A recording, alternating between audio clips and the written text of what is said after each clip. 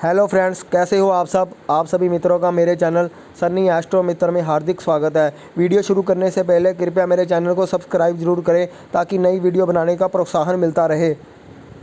मित्रों, आज का विषय है विपरीत राजयोग और सच्चाई। क्या है विपरीत राजयोग का सच? विपरीत राजयोग क्या होता है, कैसे बनता है और इसके क्या नियम होते हैं, आइए जानने का प्रयास करते हैं। विपरीत राजयोग, जब जातक की कुंडली में छठे, 8वें और 12वें स्थान के स्वामी इन्हीं भावों में बैठ जाएं या इन्हीं भावों में अपनी राशि में बैठे हों अथवा ग्रहों से युति कर लें या परिवर्तन के द्वारा संबंध बना लें, तब इस योग का निर्माण होता है। यानी 6, 8, 12 भावों के स्वामी 6, 8, 12 भावों में ही बैठ जाएं, तब विपरीत राजयोग बनता है। और विपरीत राजयोग का अर्थ है कि विपरीत ग्रह विपरीत परिस्थितियों में भी अच्छा फल देने को बाध्य हो जाएं तो उसे विपरीत राजयोग की श्रेणी में रखा जाता है। परंतु कई बार देखा जाता है कि विपरीत राजयोग बनाने वाले ग्रह उसी भावों में भी बैठे हैं, तब भी हमें अच्छा फल प्राप्त नहीं हो पा रहा, जबकि दशा महादशा भी उनकी ग्रहों की चल रही होती है, तब भी कई बार हमें फल देखने को नहीं मिलता। आखिर क्या कारण होता है?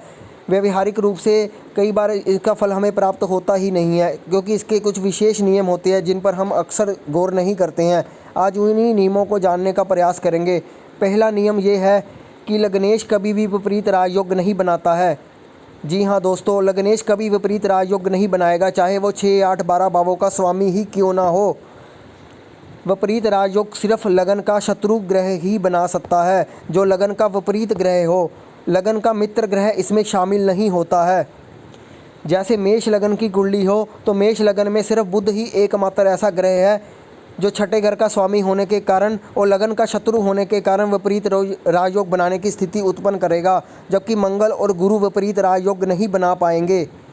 दूसरी शर्त यह है कि लग्नेश का बली होना बहुत ज़रूरी है। जितना लग्नेश मजबूत होगा उतना ही विपरीत राजयोग काम करेगा। अगर लग्नेश अस्त हो जाए, वक्री हो जाए, शत्रु क्षेत्री हो जाए या पाप पीड़ित हो जाए तो विपरीत राजयोग बनाने वाला ग्रह अपना उत्तम फल नहीं दे पाता है।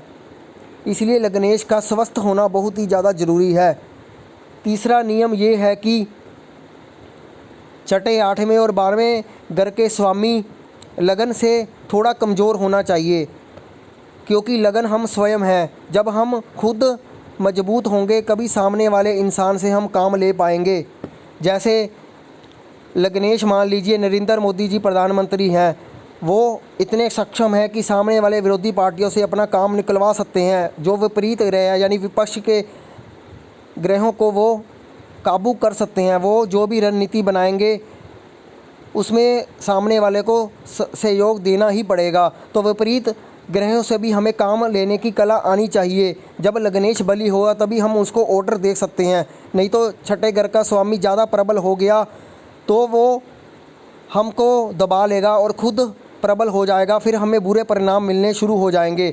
इसलिए लग्नेश बली होगा तो हमेशा वो विपरीत राजयोग बनाने वाला ग्रह हमसे डर कर रहेगा और हमारे अंडर रहकर काम करेगा और हमें अच्छे रिजल्ट प्राप्त होंगे। तो विपरीत राजयोग के लिए लग्नेश सबसे बड़ी शर्त है कि मजबूत होना चाहिए।